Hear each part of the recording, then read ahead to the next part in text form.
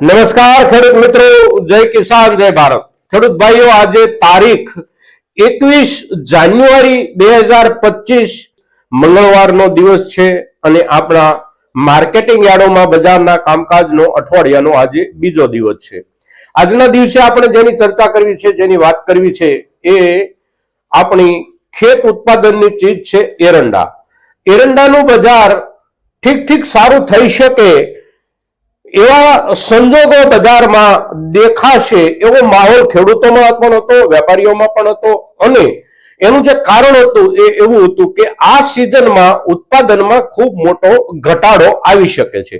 હવે ઉત્પાદનમાં ખૂબ મોટો ઘટાડો નવી સિઝનમાં આવવાનો હોય અને એના લક્ષણો દેખાતા હોય તો સ્વાભાવિક રીતે પૂરી થતી સિઝનમાં માલના ભાવમાં વધારો થાય। તેમ છતાં એરંડાના પાકમાં એકંદર આપણને ભાવમાં જે કાંઈ અપેક્ષિત વધારાની જે જોગવાઈ અગર તો જગ્યા હતી એ પ્રમાણે ભાવ જે નથી મળ્યા એનું કારણ અને હવે પછી આપણે એરંડા નવા પાકીને જે કઈ આપણા હાથમાં આવે અને બજાર સુધી જાય પછી પરિસ્થિતિ એકંદર કેવી રહી શકે એના ઉપર આજે આપણે ચર્ચા કરીએ છીએ મિત્રો। તો આપ સૌ મિત્રો આ વિડીયોમાં અવશ્ય બન્યા રહેજો।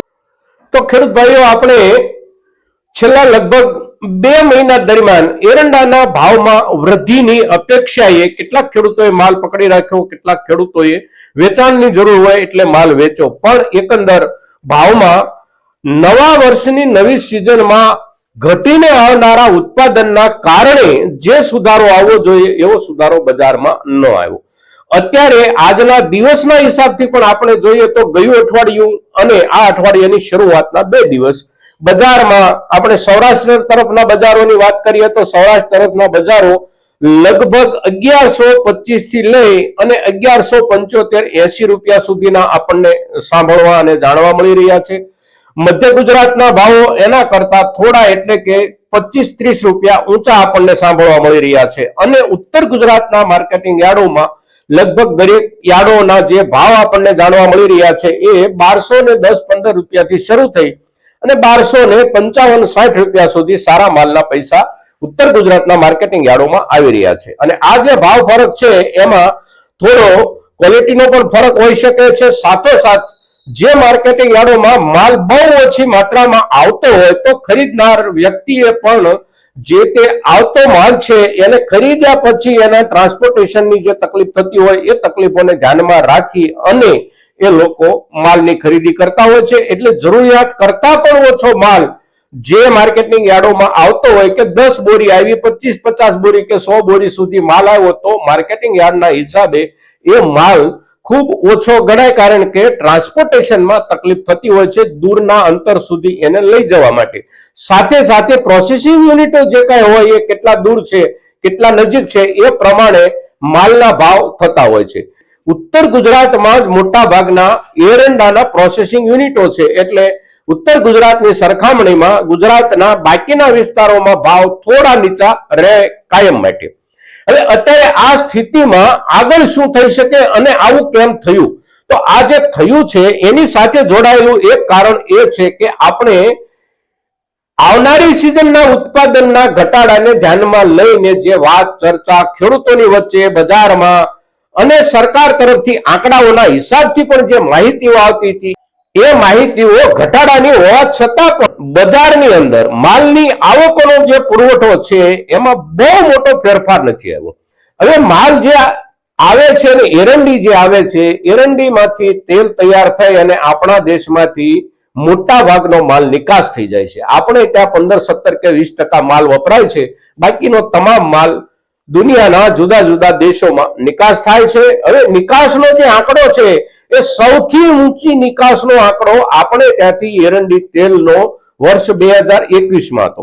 ગયા વર્ષમાં એરંડી તેલનો આંકડો વર્ષ 2021 પછી સૌથી વધારે આંકડો છે। 2021ના આંકડાની નજીક પહોંચી ગયા છે આ વર્ષમાં આપણે એરંડીના તેલની નિકાસના હિસાબે। તેમ છતાં પણ આપણે ત્યાં બજારમાં હજી પણ જૂના માલનો પુરવઠો બહુ જાજો ઓછો થયો હોય એવું દેખાતું નથી। એટલે બજારની જે જરૂરિયાત હતી નવો માલ આવે ત્યાં સુધીની જે પ્રમાણે નિકાસો થઈ રહી હતી એ નિકાસોનો આંકડો પણ જળવાઈ રહેતો હતો અને બજારમાં જે નિકાસના હિસાબથી માલની જરૂર હોય એ પ્રમાણે માલ પણ આવતો રહેતો હતો. તો માલ આવતો રહેતો હતો તો નવી સિઝનના ઉત્પાદનના ઘટાડાની અસર માલ ઉપર જાજી ન થઈ, આપણા વેચાણ ઉપર એની જાજી અસર ન થઈ. હવે અસર કેવી રીતે થાય અને કેવી થાય? તો ફેબ્રુઆરી મહિનામાં મોટા ભાગનો માલ આપણા ગુજરાતમાં એરંડીનો પાકી અને બજાર સુધી આવશે. લગભગ ફેબ્રુઆરી મધ્ય સુધીમાં બજારનું નવા માલનું ચિત્ર સ્પષ્ટ થશે. નવા માલનું ચિત્ર સ્પષ્ટ થાય અને આપણે જે ઘટાડો ગણીએ છીએ, સમજીએ છીએ અને સરકાર જે આંકડાઓ આપી રહી છે, નિષ્ણાંતો પણ જે આંકડા આપી રહ્યા છે કે ગયા વર્ષે લગભગ 20 થી 21 લાખ ટન એરંડાનું ઉત્પાદન થયાની સામે આ વર્ષમાં 16 થી 17 લાખ ટન એરંડા કદાચ માંડ ઉત્પન્ન થઈ શકે.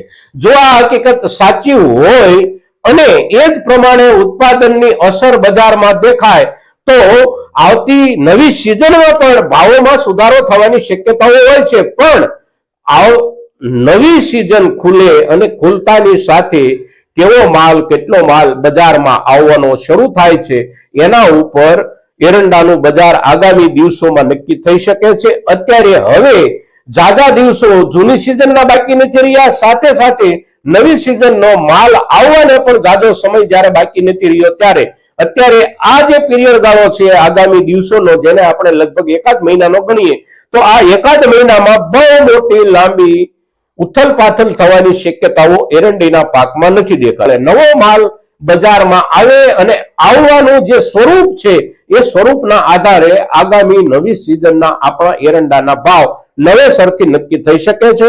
કાં તો બજાર ઠીક સારું બની શકે છે અને ઉત્પાદનની ઘટની જે કઈ વાતો આપણે કરી રહ્યા છીએ, જે ચર્ચાઓ આપણે કરી રહ્યા છીએ, એને કદાચ આપણા ખેડૂતો ખોટી પણ પાડી દે. કારણ કે આ વર્ષમાં આપણને એવું પણ જોવા મળ્યું છે કે મોટા પાયે જ્યાં એરંડાનું વાવેતર થાય છે એ વિસ્તારમાં એરંડાનું વાવેતર અવશ્ય ઘટ્યું છે, પણ જે વિસ્તારમાં એરંડાનું વાવેતર બિલકુલ નહોતું થતું, જેમ કે ઊંડાણના સૌરાષ્ટ્રના વિસ્તારો, સૌરાષ્ટ્રમાં સુરેન્દ્રનગર જિલ્લાને બાદ કરતા બાકીના જિલ્લાઓમાં આપણે ત્યાં એરંડાનું વાવેતર ખૂબ ઓછું, એટલે કે નહીવત. અગર તો જવલ્લે જ ઘણા બધા કિલોમીટર ચાલો ત્યારે એકાદ ખેતર જોવા મળે. એની સામે ભાવનગર જિલ્લો, અમરેલી જિલ્લો, જુનાગઢ જિલ્લો અને રાજકોટ જિલ્લો, આ બધા જિલ્લાઓમાં અમુક જગ્યાએ આપણને છૂટું છવાયું એરંડાનું વાવેતર જોવા મળે છે. અને આ જે એરંડાનું વાવેતર આપણને જોવા મળે છે એ પહેલી વખતનું એરંડાનું વાવેતર હોય છે વર્ષો પછી, અને તેથી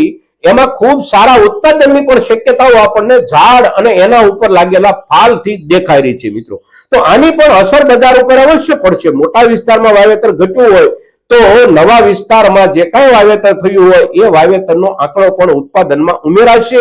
એટલે આ બધી બાબતોને ધ્યાનમાં લઈને નવેસરથી નવું બજાર, નવી સિઝન જ્યારે શરૂ થાય ત્યારે જ એરંડાના ભાવની સાચી સ્થિતિ અને એ સ્થિતિનું ચિત્ર આપણી સામે સ્પષ્ટ થશે. મિત્રો, તો આજના દિવસે એરંડીના પાક પર અત્યારનો ભાવ, નવી સિઝનની શરૂઆત અને નવી સિઝનમાં એકંદર શું થઈ શકે એના ઉપર આપણે જ્યારે ચર્ચા કરીએ છીએ ત્યારે આપણો આ એપિસોડ, આપણો આ વિડીયો મહત્તમ ખેડૂતો સુધી પહોંચે એવી આપ સૌની પાસેથી અપેક્ષા સાથે જય કિસાન, જય ભારત.